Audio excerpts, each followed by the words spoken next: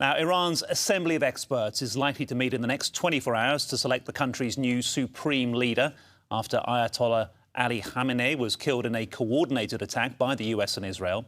US President Donald Trump saying the new head of state could still be a religious figure. Jeremy Diamond has more from Tel Aviv.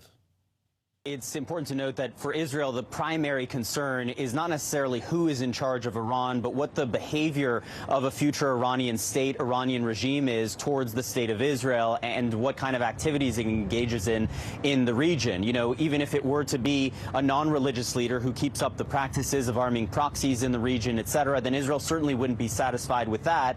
And I think the question could be posed, I guess, theoretically, if it was a religious leader who accepted Israel's presence in the region, then that might also satisfy Israel's concerns.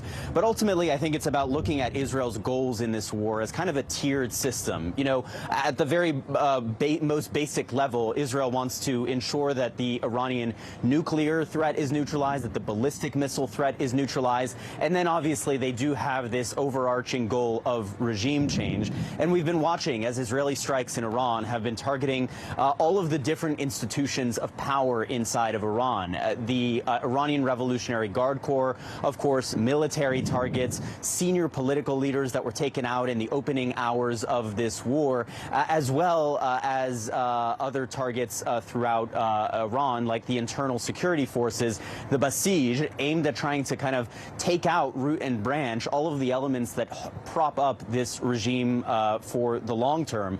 Whether Israel can actually achieve that goal or not remains an enormous open question, particularly, as you were just noting, given the fact that the United States and Israel may not be fully aligned on how far they're willing to go to ensure that regime change is actually the outcome.